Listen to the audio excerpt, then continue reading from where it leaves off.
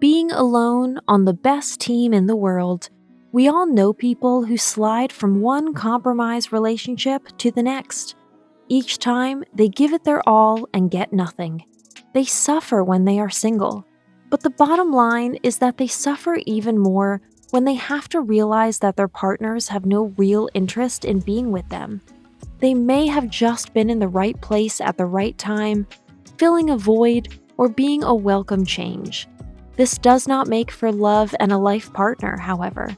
The desire for a perfect relationship that at least outwardly corresponds to the ideal image is rooted, like so many things, in our childhood. Not all people get enough self-confidence and strength of character from their early home to be sufficient on their own. Many, especially girls and women, are ingrained with the fixed idea that they are not fully human without a partnership. They put up with a lot, sometimes too much, just to live up to appearances. There is no greater form of loneliness than to think you are in a relationship, but then to realize that you are alone in the middle of nowhere. Singles have a decisive advantage, especially in crisis situations. They know that they are alone and on their own. They don't waste time and effort explaining their predicament to their supposed sweetheart, only to have him shrug his shoulders in response or run away. Being able to be alone is a fine art and a great gift that not everyone is granted. But those who have learned to appreciate it know that, on the one hand, it has nothing to do with loneliness. On the other hand, it is the accolade of a lifetime and promotion to the top league. We then play on the best team in the world, our own. If you like our videos, feel free to support us with a thumbs up, subscribe to Psychology in Mind, activate the bell for notifications, and get excited for new videos uploaded every day.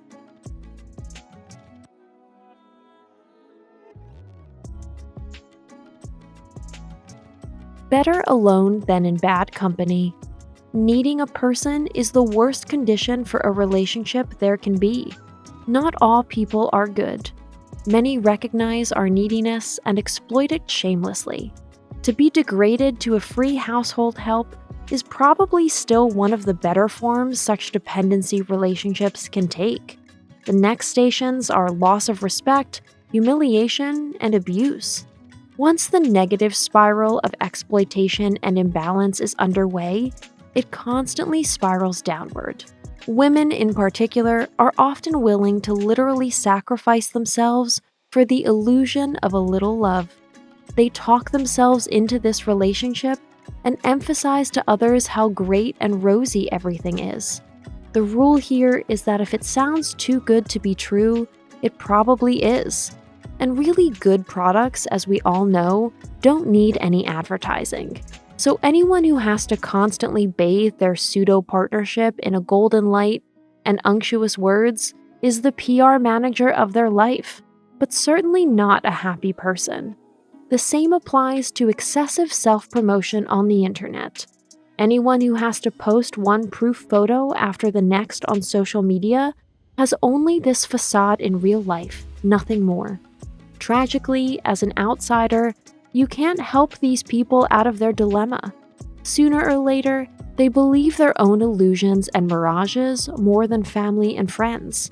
On the contrary, an honest conversation would probably end with contact blocking. Not infrequently, abusive or simply deceitful partners will do anything not to lose their love slaves and everyday hostages. After all, life has never been more pleasant for them. A love without love, a life without life. The illusion of a phony relationship that benefits only one half is painful, and in the long run debilitating and disappointing. We block ourselves with these distractions that have no real future, denying ourselves wonderful, real possibilities. Those who think they are in a relationship tend not to be open to meeting new people, even if their loveless or toxic partner doesn't miss a chance for adventure. The unfulfilling relationship then becomes a dungeon. We don't like it there, but we also don't know the way out, and don't see any light at the end of the tunnel. We believe our own lies. which at some point becomes so rock solid that everything seems perfect for us. This state is comparable to a waking coma. We get to see everything that is happening around us, but in reality, we are prisoners and pure extras without a say. We miss out on real life in this way. We grow older, more tired, worn out, and at some point, we have actually capitulated inwardly to life and to ourselves. It is not known how many such grief relationships there are, but the number of unreported cases is probably enormous. This development is particularly incomprehensible today, when being single does not have to entail either financial or social disadvantages. People living alone are no longer stigmatized in the 21st century. Today, no woman is considered a wallflower or a leftover because she is not in a partnership. Men, too, are no longer viewed critically or come under the general suspicion of being a mama's boy if they enjoy their lives as singles. These cliches are long outdated and passé. We need to raise the bar. We live in such a transparent and enlightened world. Why do so many people still find it so difficult to recognize their worth?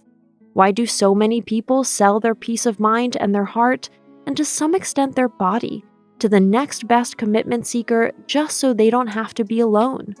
When will we finally realize that we are unique as human beings and deserve only the best? Where does the enlightenment work begin that will let us go through life alone, strengthened and self-confident, rather than throwing ourselves at the next best opportunity?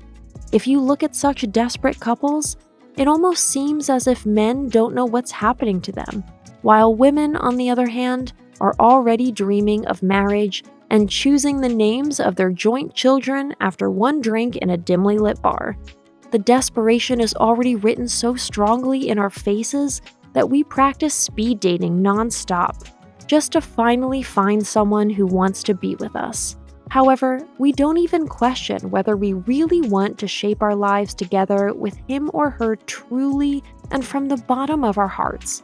Unfortunately, we also overlook early warning signs that could warn of toxic personalities, addictive behavior, or an unhealthy relationship with the outside world.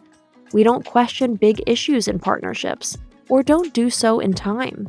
Children living together, making it work, while living together in real harmony, requires real adult conversation. Otherwise, we stand alone without any support, even if we are in a supposed relationship. Our conclusion: being alone can be learned. Like almost everything in life, we can learn to be alone. Many of us have to sooner or later anyway, because we are abandoned or our partner dies. So why not practice early on what life will inevitably ask us to do anyway? Thanks for watching. Did you find this information helpful? Do you have experience with it? We would love to hear from you. Leave a comment below and let us know your thoughts.